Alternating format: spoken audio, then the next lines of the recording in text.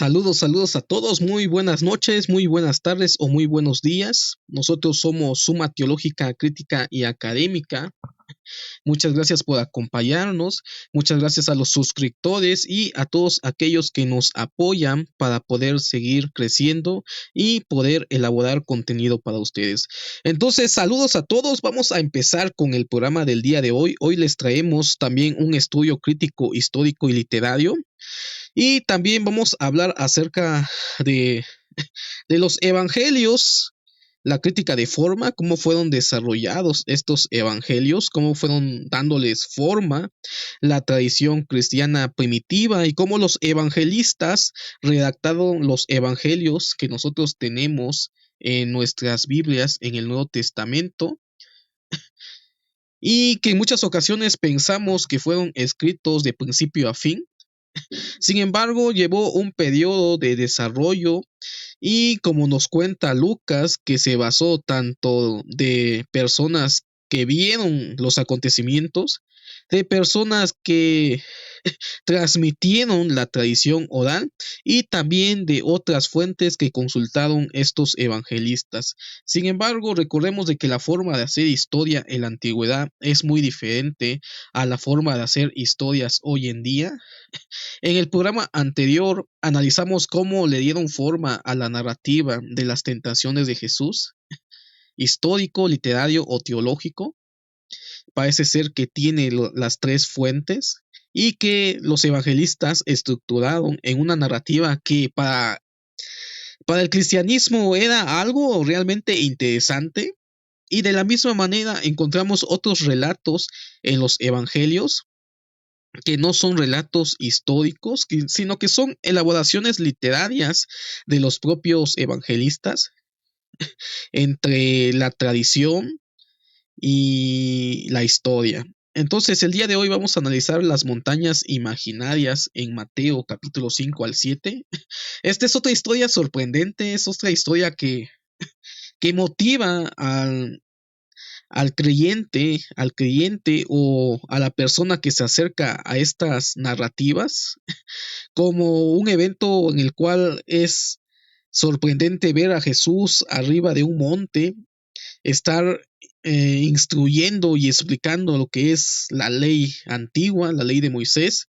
Y aquí el evangelista desarrolla una historia que parece ser que tiene aspectos teológicos y está desarrollada de manera literaria. Y eso es lo que vamos a abordar el día de hoy. Y cómo Mateo utiliza el símbolo de las montañas o de los montes para poder acercarnos y darnos un mensaje teológico.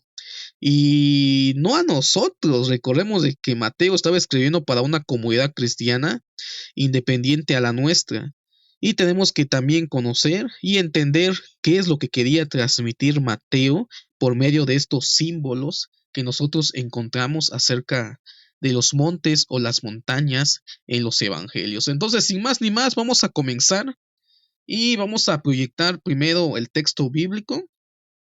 Después vamos a presentar una pequeña diapositiva donde vamos a abordar en profundidad este relato que nosotros tenemos acerca del monte o el sermón del monte, el famoso sermón del monte. Entonces vamos a compartir pantalla. Muchas gracias, suscríbanse al canal, síganos en nuestras redes sociales y vamos a empezar.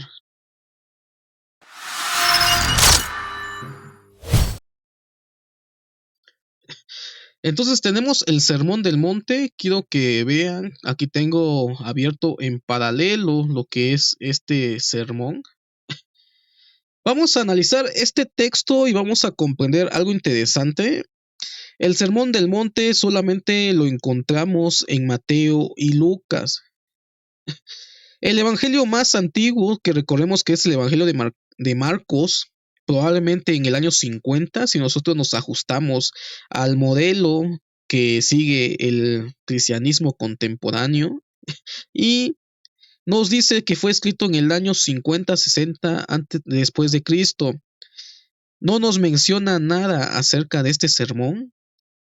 Es el evangelio de Marcos el menos teológico y probablemente el que nos relata historia. Sin embargo, Mateo elabora este sermón y que también Lucas también lo trae en colación en su evangelio, pero recordemos de que Lucas en el problema sinóptico utiliza a Marcos y a Mateo para poder elaborar su propio evangelio y por lo tanto encontramos esta historia en el evangelio de Lucas. Sin embargo, el Sermón del Monte es propio del evangelista de Mateo y la pregunta es, ¿cuáles fueron las fuentes que utilizó Mateo para elaborar esta historia? ¿Cuáles fueron los materiales que conformaron a esta historia? Desde la metodología para poder identificar lo que son la historia dentro de los relatos bíblicos, en la crítica de forma, una de las reglas es que puedan tener un testimonio múltiple. Sin embargo, aquí el testimonio múltiple no cumple con el énfasis de esta regla debido a que solamente lo tenemos en Mateo y Lucas. Solamente Lucas sería un testimonio múltiple de Mateo, pero en el problema sinóptico recordemos de que Lucas absorbe a Mateo y Marcos y por lógica vamos a encontrar algunos elementos en el Evangelio de Lucas y por lo tanto el Sermón del Monte probablemente haya sido propio de Mateo. ¿Cuál fue la fuente que utilizó para desarrollar este sermón? ¿Cuáles fueron las fuentes para elaborar lo que es esta narrativa que nosotros encontramos en los evangelios? Entonces el problema es esto, el problema que tenemos en Mateo es poder encontrar cuál fue la fuente que utilizó para poder elaborar este sermón.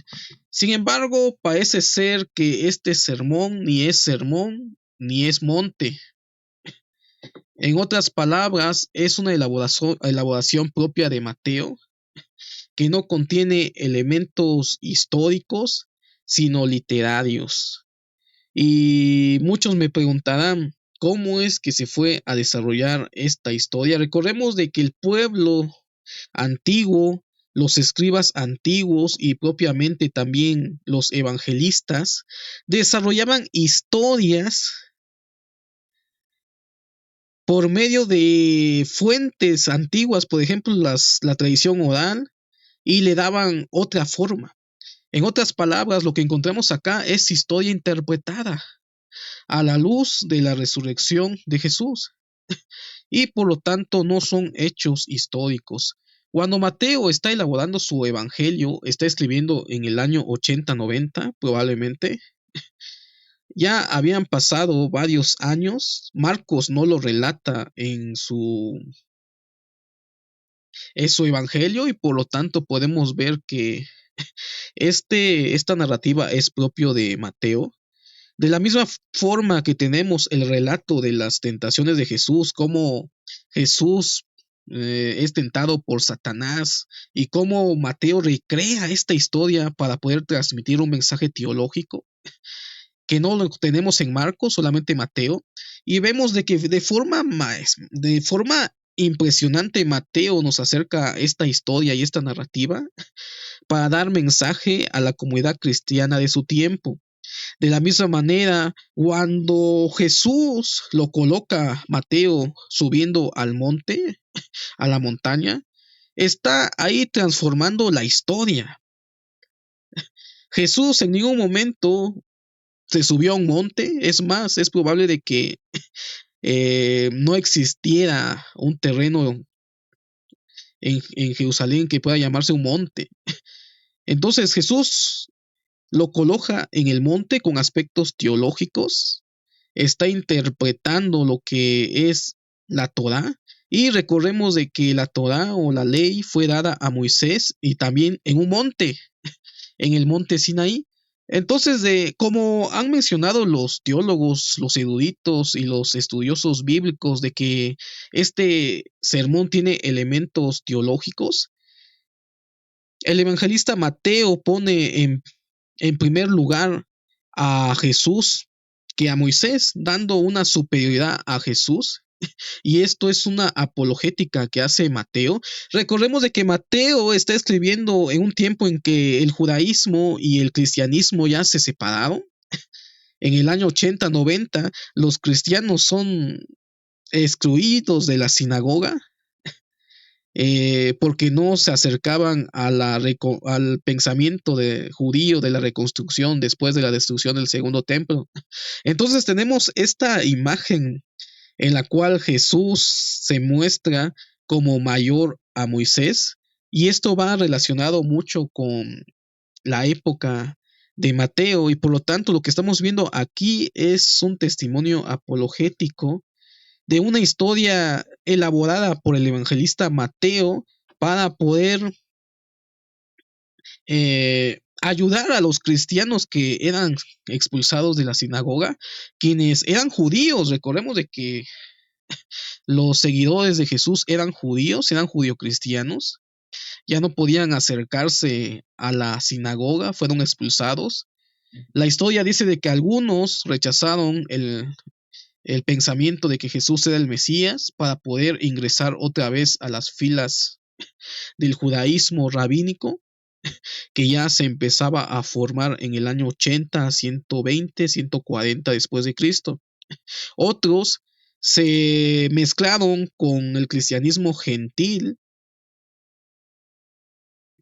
y desaparecieron de la historia. Entonces, aquí lo que vemos es una historia elaborada, no es histórico, es literario y teológico. Mateo recrea esta historia probablemente para poner en primer lugar y en un lugar superior a Jesús, en contraste con los judíos y la figura de Moisés. Sin embargo, la pregunta todavía sigue en juego: ¿cuáles fueron las fuentes que, que Mateo desarrolló esta historia? Recordemos de que ya hablé acerca de esto en el programa anterior, cómo los judíos, como en la tradición bíblica, se recrean historias, y en algunas ocasiones son las que nosotros encontramos en los textos bíblicos. Siendo Mateo también de esa misma tradición, recrea la historia de Jesús y desarrolla la historia de Jesús en el monte. Sin embargo, ¿cuál es la fuente que Mateo utilizó para formar esta historia? Entonces voy a compartir una pequeña presentación.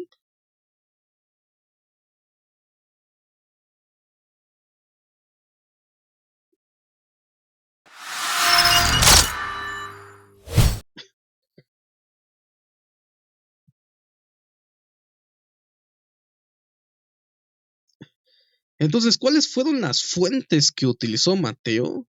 Ya hemos hablado de que esta es una narrativa inventada por Mateo. Esto nunca sucedió, sino que ya en el año 80 fue escrita por Mateo para mostrar la figura de Jesús como superior a Moisés, esto en contraposición con los judíos que ya habían rechazado a los cristianos de la sinagoga. Y me parece muy interesante cómo utiliza Mateo esta elaboración literaria no histórica para poder colocarla en su evangelio. Recordemos de que está escribiendo en el año 80 y 90. Esta historia no lo conocía Marcos, y por lo tanto tenemos dudas en cuanto a saber qué es lo que realmente sucedió con este evangelio. Entonces, ¿cuáles fueron las fuentes que utilizó Marcos, lo que utilizó Mateo para elaborar esta historia? Parece ser de que algunos han argumentado de que Mateo tenía ciertos dichos de Jesús en el famoso Evangelio Q. En el problema sinóptico volvemos a encontrar estos dichos Q que Mateo tenía al momento de elaborar esta historia. Recordemos de que la historia es historia interpretada. Los evangelistas no tenían ningún problema de inventar historias con fuentes y tradiciones antiguas y adaptarlas en sus propios evangelios. Era una forma de hacer historia. Recordemos de que la historia no es lo mismo en la antigüedad como hoy en día. Cuando nosotros escuchamos historia, nosotros entendemos las cosas como realmente sucedieron, se nos redacta como acontecieron esas historias. Sin embargo, en la antigüedad no era de esa forma. Los evangelistas, cuando escribían sus historias, sus narrativas, tendrían a inventar palabras, tendrían a inventar escenas en las cuales Jesús participaba. Y esto era algo normal en la antigüedad. Antes no había grabadoras, no había máquinas de escribir. Es una falacia eso de que estaba Jesús en el desierto siendo tentado por Satanás y ahí estaba Mateo escribiendo, viendo la escena y estaba redactando. No, así no fue. Esa es la idea que nos han vendido, es la idea que nosotros nos han vendido y de hecho lo tenemos en las series. Tenemos una serie, la famosa serie Chosen, donde vemos al personaje de Mateo que sigue a Jesús por todos lados y que cuando empieza a predicar saca su cuadernito y empieza a hacer anotaciones. No, así no sucedieron las cosas. Los evangelios fueron escritos años posteriores a los eventos y entre ese tiempo de transmisión de la tradición oral, una de las características es aumentarle a la historia. Recordemos de que nosotros, los seres humanos, somos principalmente a aumentar la historia en vez de quitarle la historia.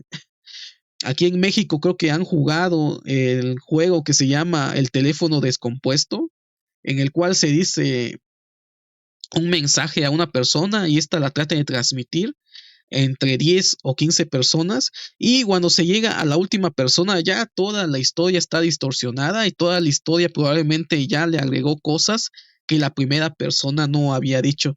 Entonces de esta forma se elaboraban historias en la antigüedad y no era nada extraño. Tenemos discursos probablemente de héroes, de gobernadores griegos, de filósofos, que fueron escritos no por la persona, por ejemplo Platón, por ejemplo otros Césares, no, fueron escritos por discípulos.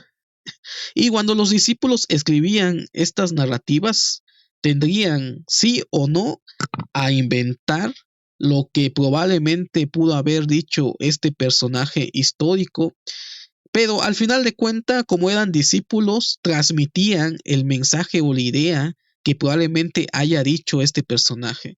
Entonces, de la misma manera pasó con el Sermón del Monte, que Mateo utiliza dichos Q o dichos de una fuente desconocida. No sabemos en qué momento ni de dónde procede esta famosa fuente para poder elaborar esto. Entonces vamos a leer aquí que dice, en este marco proporcionado por el Evangelio de Marcos, Mateo introdujo la fuente de dichos de dichos Q que se adaptaba bien a sus propósitos por su carácter judío. Al utilizar Q, Mateo lo reorganizó para que encajara en los 5 sermones básicos que construyó. Además de Marcos y Q, Mateo tenía su propio material especialmente denominado por los eruditos M especial. Lo vemos sobre todo en primeros capítulos del Evangelio y esto es algo muy interesante como nos muestra que Mateo tenía estos dichos. Son dichos. Por eso Mateo vio la forma de elaborar sermones basándose en estos dichos y eran dichos aislados. No lo dijo en un mismo lugar, sino que fueron recogidos probablemente por la tradición oral y era una lista de dichos de Jesús. No tenía contexto.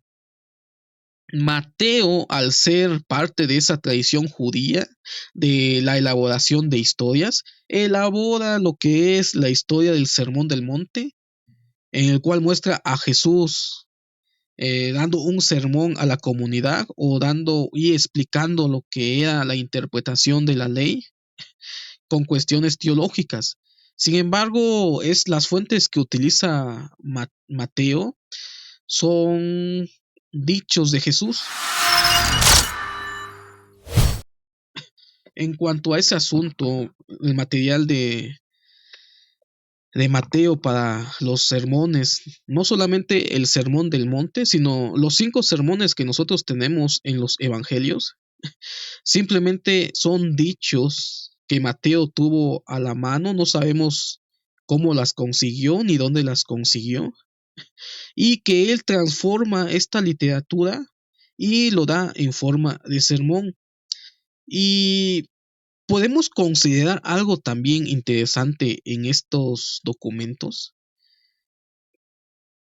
que estos dichos de Jesús probablemente sean un testimonio antiguo de las palabras o del mensaje de Jesús. No sabemos hasta qué punto realmente sean las palabras de Jesús, pero podemos considerar que es el testimonio más antiguo que tenemos acerca del mensaje de Jesús, lo que son estos dichos que utilizó Mateo para elaborar lo que es la escena del Sermón del Monte, que no fue ni un monte ni tampoco fue un sermón, sino que fueron dichos que las comunidades cristianas, por medio de la tradición oral, empezó a guardar y que Mateo pudo haber conseguido y tuvo que elaborar la historia como acabamos de leer. Y algo interesante es de que aquí tengo un libro que se llama Los Evangelios Gnósticos. Tenemos un evangelio muy interesante que algunos han llamado el quinto evangelio, que es el evangelio apócrifo de Tomás. Es un evangelio con línea gnóstica, pero lo interesante y lo que algunos investigadores, algunos críticos han argumentado es de que en este evangelio que se encontró una lista de dichos. El evangelio de Tomás no es un evangelio como tal, sino una lista de 135 dichos de Jesús. Entonces, esto ha sido interesante para la crítica, para los eruditos, que están volteando la vista a este evangelio apócrifo debido al estilo en que se encuentran estos dichos. Es decir, antes de la formación de los evangelios existía la tradición oral y existían probablemente dichos que las comunidades cristianas escribieron acerca de lo que había dicho Jesús y las escribió en forma de dichos, simplemente dichos. No tenemos contexto histórico, no tenemos el trasfondo en el cual fueron dichos estos dichos, valga la redundancia, y que el Evangelio de Tomás tiene esta característica. Lo que algunos han argumentado de que este Evangelio sea más antiguo que los propios Evangelios que nosotros tenemos en los libros canónicos. Y que así como Mateo recopiló los dichos del Evangelio Q de una fuente desconocida, entonces el Evangelio de Tomás apócrifo tiene 135 dichos. Y esto ha llevado a confusión en algunos. Algunos dicen que no es tan antiguo. Otros dicen sí, es antiguo por la forma en que se redactó. Sin embargo, al final queda como un misterio y como algo que tal vez nunca podamos saber realmente cómo sucedieron las cosas. Pero lo que nos interesa aquí es la forma de redacción del Evangelio de Tomás, que es en forma de dichos, y que puede ser un testimonio de lo que pudo haber tenido Mateo, una lista de dichos que Mateo retoma y reescribe en su propio Evangelio, dándole la forma de un sermón, y que todos tomamos después como si fuera realmente histórico.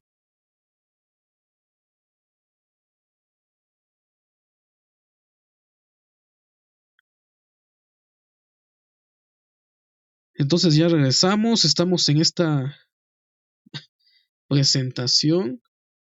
Entonces, Mateo utiliza los dichos Q para poder elaborar lo que es la narrativa del Sermón del Monte. Y esta es una práctica muy común en la antigüedad para poder escribir historia. Sin embargo, una de las características que tiene Mateo es que utiliza mucho lo que son las montañas imaginarias o trata de colocar en su evangelio lo que son las montañas o los montes. El evangelista Mateo destacó deliberadamente las montañas en su relato de la carrera de Jesús, aunque a veces nombraba la montaña, por ejemplo, el Monte de los Olivos. La mayoría de las veces no lo hace. Por ejemplo, una montaña de Galilea que encontramos en Mateo 28:16. En general, los eruditos coinciden en que las referencias de Mateo a las montañas pretenden asociar a Jesús con Moisés, el Éxodo u otros elementos de la tradición israelita. Y esto es lo que nos interesa conocer un poco en cuanto a cómo se fueron desarrollando estas historias.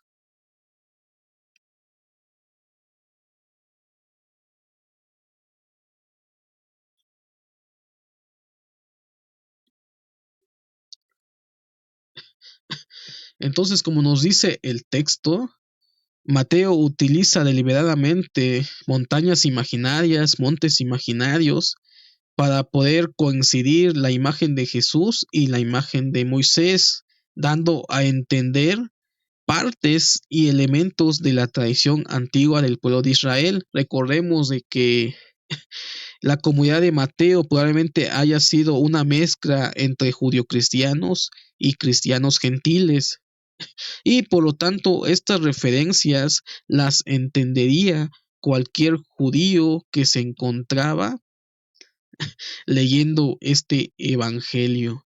Y por lo tanto podemos ver de que Mateo utiliza este elemento literario, no histórico, literario y teológico, en los cuales plantea la preeminencia de Jesús sobre Moisés. Estas conocidas interpretaciones literarias y teológicas han sido modificadas y enriquecidas por interpretaciones culturalmente sensibles. Y eso es algo que es algo que hizo Mateo. Recordemos de que está interpretando la historia. Aquí no tenemos realmente un relato histórico, tenemos un relato elaborado. Mateo, cuando está escribiendo su evangelio, lo está escribiendo en el año 80, 90. No lo está escribiendo en el año 30, donde sucedieron todos estos acontecimientos, sino está escribiendo en una época posterior y en los cuales él trata de moldear la historia para dar un mensaje teológico a su comunidad que está escribiendo probablemente a judio-cristianos y cristianos gentiles. Y recordemos también ese evento traumático en la historia, cuando hay una separación del cristianismo y el judaísmo. Es decir, la iglesia cristiana se separa de los orígenes judíos y de hecho han tintado al evangelista Mateo de antisemita. Sin embargo, la cuestión es un poco más complicada. Mateo está escribiendo para un pueblo que ha sido rechazado, un pueblo extranjero. Se puede decir que se está repitiendo la misma historia del pueblo de Israel cuando sale de Egipto y se encuentra en el desierto. Entonces, desde esas características, Mateo está escribiendo lo que es su evangelio y por esa razón encontramos estos elementos que algunos han dicho que son elementos antisemitas. Aquí tenemos una pequeña gráfica y quiero que observen cómo el Evangelio de Mateo, que lo tenemos en la primera columna de la izquierda, tiene mayor mención acerca de los montes o las montañas. Marcos, el Evangelio más antiguo, no tiene tantas referencias. Y si hacemos una comparación con todos los libros de Mateo a Apocalipsis, podemos ver que Marcos es el que tiene menos, eh, podemos ver que Mateo es el que tiene más referencias en cuanto a los montes. Entonces aquí podemos ver que es un elemento propio de Mateo que trata de escribir y darle un sentido teológico a esta narrativa.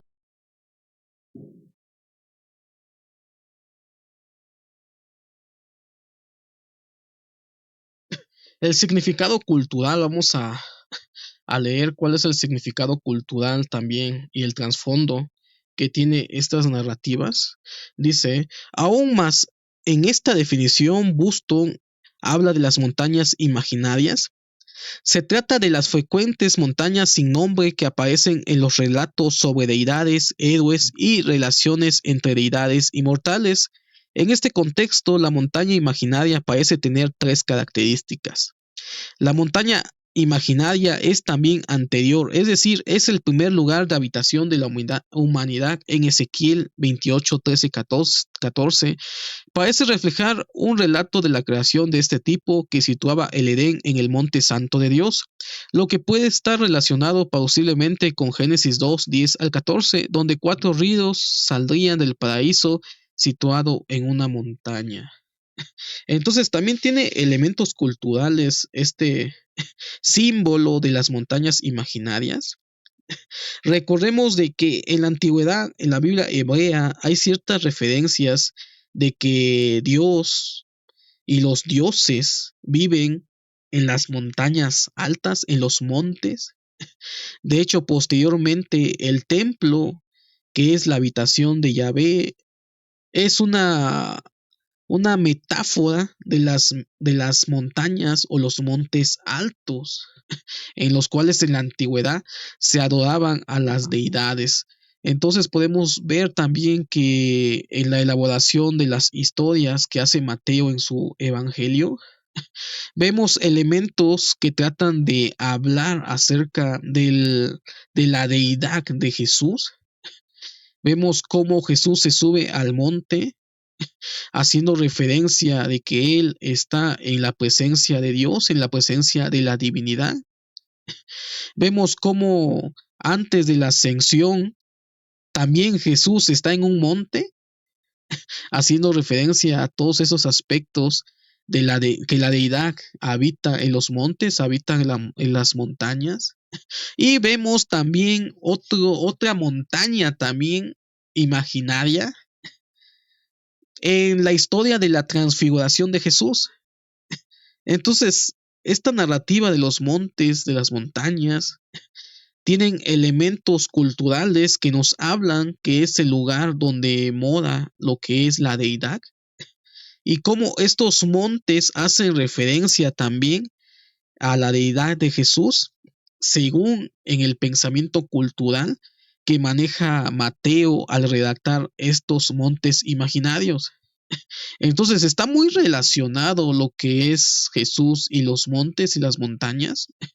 Tenemos el monte, el sermón del monte, tenemos el monte de la ascensión y tenemos el monte de la transfiguración y me parece que hay otros dos montes en los cuales también hay implicaciones significativas para la narrativa del Evangelio de Mateo y esto es algo que nos brinda una mayor comprensión en cuanto al significado de estas montañas o montes. Tenemos también, no sé si Mateo o Lucas cambia la escena donde coloca a Jesús en un monte y le muestra todas las naciones del mundo.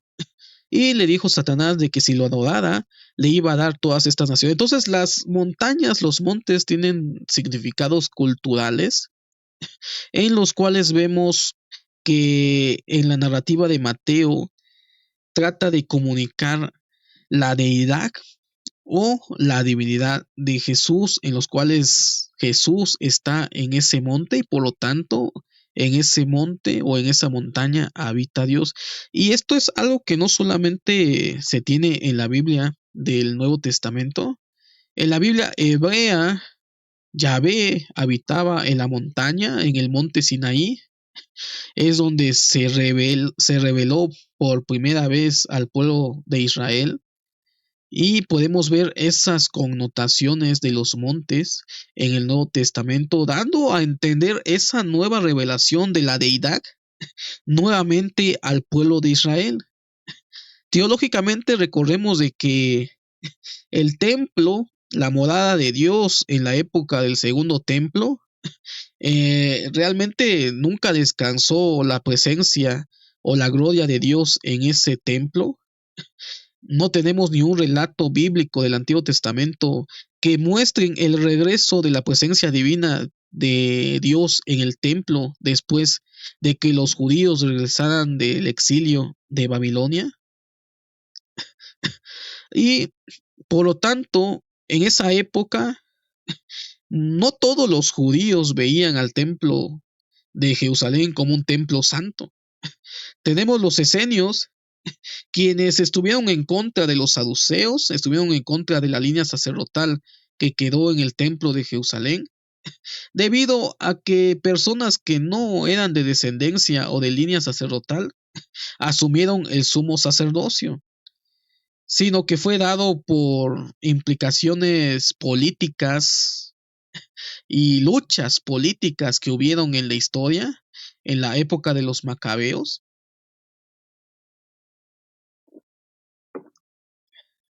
Y como este grupo de piadosos se divide en dos sectores, unos que se quedan en Jerusalén y aceptan este falso sacerdocio que había en ese templo, que eran los fariseos, y el otro grupo que despreció el templo, aún en los escritos de los esenios que se fueron al desierto, y ellos decían de que era el verdadero pueblo de Israel. Ellos escribían que había un sacerdote mentiroso, así se encuentra en la literatura de Qumran, que se ha encontrado, y podemos ver ese desprecio al templo. No todos los judíos pensaban de que en el templo habitaba la presencia de Dios.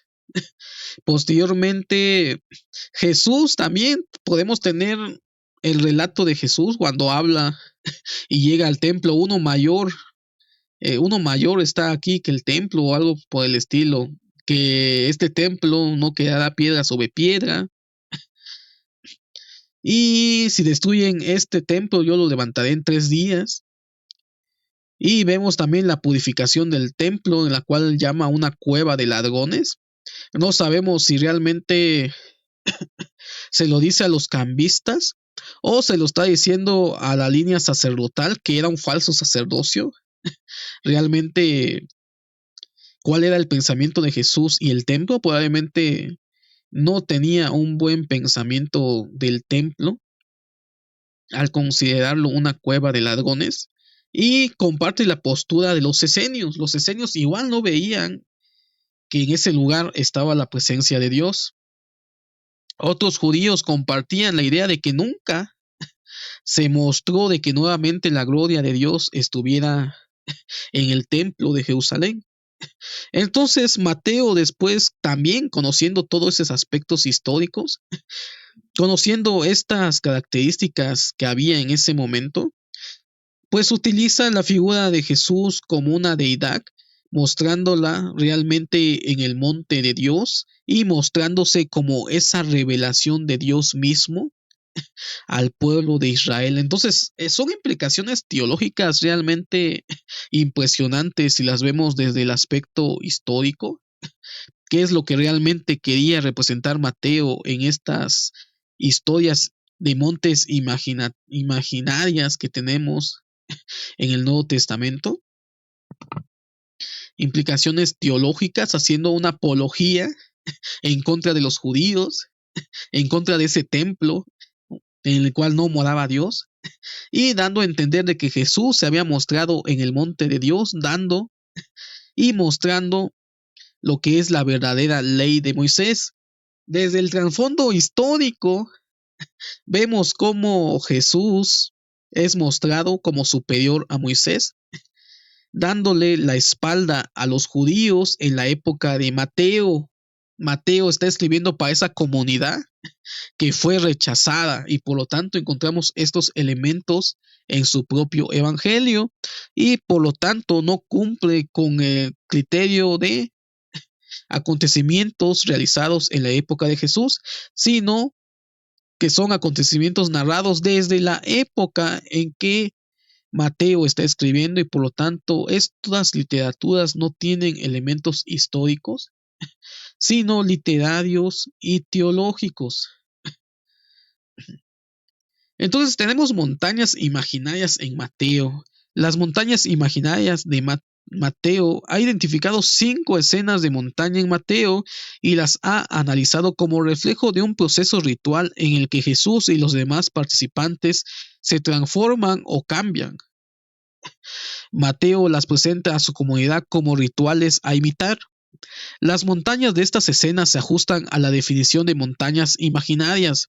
Además, 3 de estas escenas son experiencias de estados alternos de conciencia. Las personas del reportaje se encuentran en una montaña imaginaria en una realidad alternativa. Su experiencia se ajusta bien a las expectativas culturales habituales. La adición de las dimensiones a estas 3 escenas refuerzan la propuesta de Hanson de que en cada caso los discípulos son dirigidos a imitar lo que se presenta. Y este es algo muy interesante, realmente, si tiene estos elementos, estas historias, realmente estas historias son impactantes en la comunidad cristiana.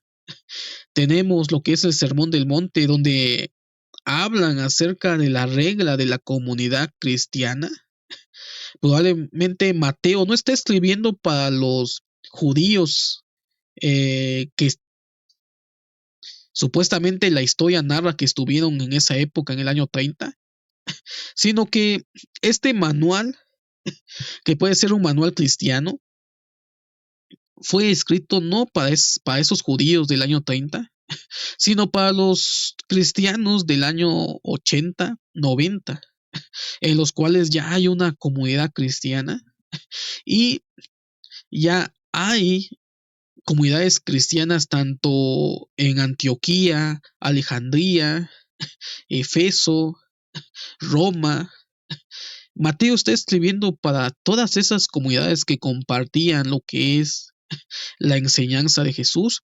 Y recordemos de que en el Sermón del Monte se presenta una visión diferente de lo que es la Torá o es el mensaje que se le da al pueblo de Dios, un pueblo más espiritual, con menos letra, con menos, digamos, ortodoxia sacerdotal, sino que parece un manual de disciplina, un manual de, de actos de fe, un manual de obras cristianas. Entonces lo que nosotros encontramos en ese evangelio bien puede ser el primer manual de discipulado cristiano. No para los judíos de la época 30, sino pensado en las iglesias cristianas del año 80-90. Entonces quiero que vean cómo se transforma la historia, cómo tiene otro significado. Mateo no está escribiendo para los judíos de la época de Jesús. Mateo está escribiendo para la iglesia en la época en que él está redactando, 80, 90. Y probablemente si le queremos aplicar también para los cristianos en el futuro. Pero principalmente era para esas comunidades cristianas. Sin embargo, también tenemos otros elementos o tenemos otras historias. Tenemos la transfiguración de Jesús en el monte, que más que nada parece ser que es lo que Pablo posteriormente llamó una vida transformada, una vida espiritual, una vida glorificada. Entonces era la meta que Pablo quería que los cristianos pudieran llegar. Y esto es algo muy interesante si nos ponemos a plantear esto en cuanto a qué es lo que realmente significaba la transfiguración de Jesús. ¿Significaba la presencia o la divinidad de Jesús? pues parece ser que realmente no era la intención de Mateo explicar y mostrar a Jesús divinizado, glorificado, sino invitar a sus comunidades que también pudieran imitar la transformación de Cristo, la glorificación de Cristo. Cuando Mateo está escribiendo su evangelio, estamos entre el año 80, 90 aproximadamente. Ya habían circulado las primeras cartas de Pablo, las 7 que no se cuestionan su autoridad, y los cuales Pablo ya hablaba de una justificación, de una santificación y una glorificación. Entonces, la invitación probablemente de Mateo en esa escena es transmitir que las comunidades cristianas también podían ser transformadas, así como Cristo fue transformado en ese monte de la transfiguración.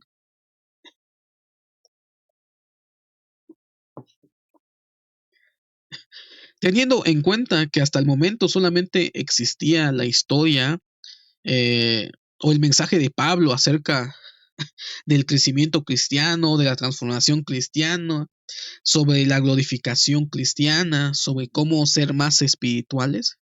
Entonces Mateo utiliza esas imágenes para presentar a un Jesús que ha sido glorificado y transfigurado en ese monte y que también están los discípulos principales en ese lugar, Pedro, Santiago y Juan, líderes de las comunidades cristianas posteriores,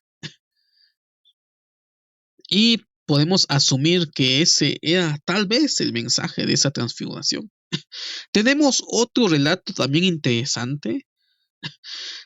En el momento del mensaje de Jesús después de la resurrección, dice algo muy interesante, que y predicar mi evangelio a toda nación, toda tribu, toda lengua, etcétera, etcétera.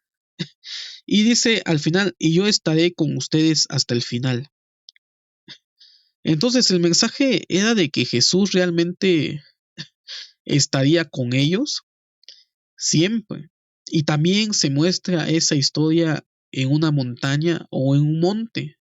Entonces vemos todas estas implicaciones teológicas que nosotros tenemos en el Evangelio de Mateo y las llamadas montañas o montes.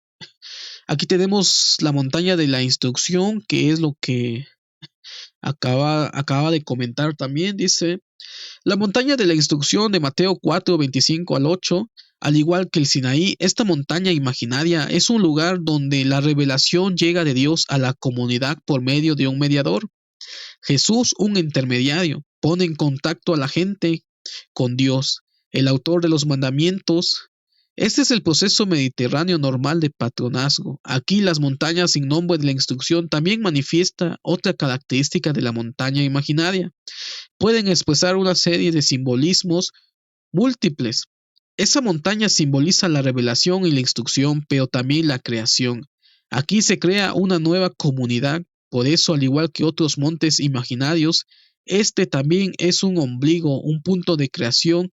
En este pasaje Mateo se hace eco una vez más de temas del Antiguo Testamento, en particular del Éxodo 19 al 24.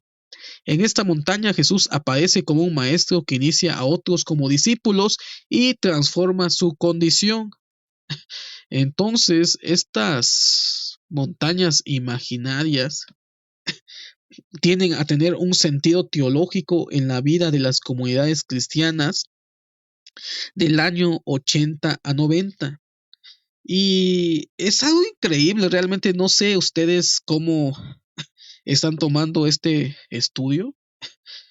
Aquí no venimos a desacreditar las historias bíblicas, sino realmente a tratar de ver cómo se conformó y se desarrollaron las historias del Nuevo Testamento en los Evangelios, y también poder conocer un poco las implicaciones teológicas que trataron realmente de transmitir los redactores de los Evangelios a esas comunidades cristianas en la historia.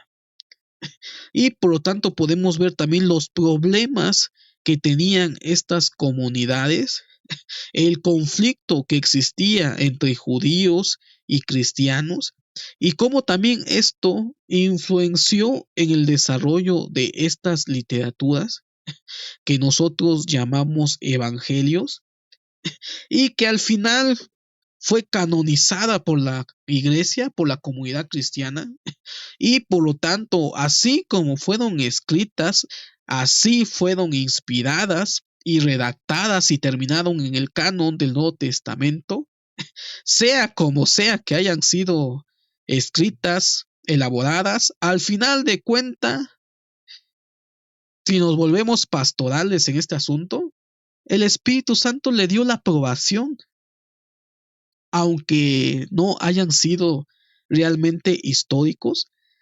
Al final, estas literaturas fueron consideradas inspiradas por las comunidades cristianas del siglo II hasta el siglo V después de Cristo, cuando se cerró realmente el canon del Nuevo Testamento, y las comunidades las aceptaron como norma de fe, como historia, como teología y como regla de fe para la conducta cristiana. Entonces, no nos vayamos a escandalizar cuando escuchemos estos términos, cuando estudiemos estos temas acerca de cómo se redactaron los evangelios. Tal vez lo increíble fue la manera en cómo le dieron forma a estos evangelios. Los primeros escritores, quién sabe quiénes hayan sido realmente. Por tradición sabemos que fue Mateo, aunque hay dudas en cuanto si fue Mateo o no fue Mateo. Entonces podemos ver cómo estos primeros cristianos, esos primeros escritores cristianos, tuvieron que tomar de fuentes distintas para poder recrear la historia.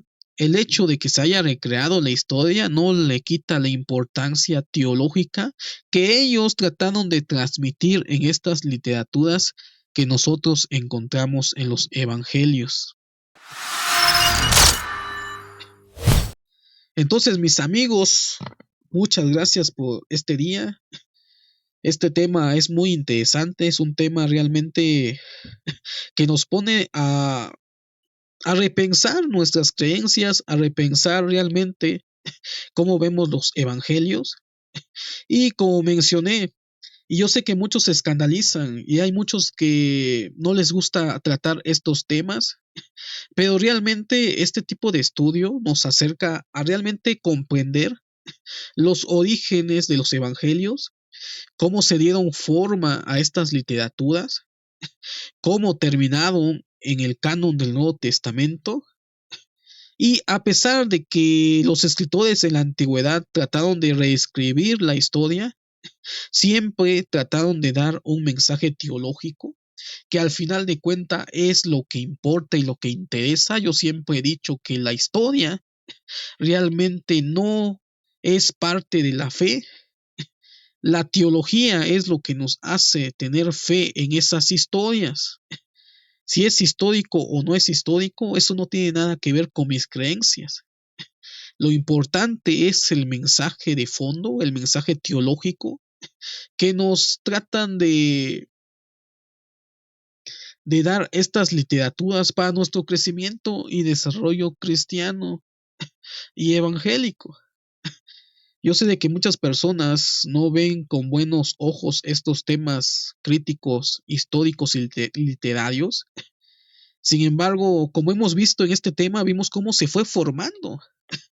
Les mostré este libro que se llama Los Evangelios Gnósticos, cómo tenemos una evidencia de dichos de Jesús, 135 dichos de Jesús en el Evangelio apócrifo de Tomás o Evangelio gnóstico de Tomás, que puede ser un ejemplo de lo que pudo haber tenido Mateo en su Evangelio Q, en sus dichos Q, y que dieron forma o que dio forma a él a los 5 discursos que nosotros encontramos en Mateo, que no son históricos, no tienen ese contexto histórico, sino que son dichos que Mateo transformó para poder redactar esas historias y esas narrativas. Y es algo impresionante cómo fue dándose esta historia. y cómo lo transforma. Probablemente el día de hoy no lo podemos tomar bien esa forma de contar historia, pero los historiadores de la antigüedad no son los mismos que los historiadores de hoy en día. La forma de hacer historia es muy diferente. Los historiadores antiguos no tenían ningún problema con elaborar historias, inventar historias, adaptar historias, recrear la historia y aún poner en labios de sus héroes o de sus maestros o de sus filósofos palabras que nunca dijo, pero que probablemente tengan el mensaje que ellos quisieron transmitir. Entonces, este es el segundo programa acerca de los evangelios, acerca del evangelio de Mateo, acerca de todos estos problemas que encontramos en la redacción. Vamos a seguir con esta serie de videos acerca de estas cuestiones que en muchas ocasiones lo tomamos de forma histórica y literal, cuando en realidad tiene un trasfondo teológico y literario. Entonces, nos vemos en otra ocasión. Muchas gracias a todos.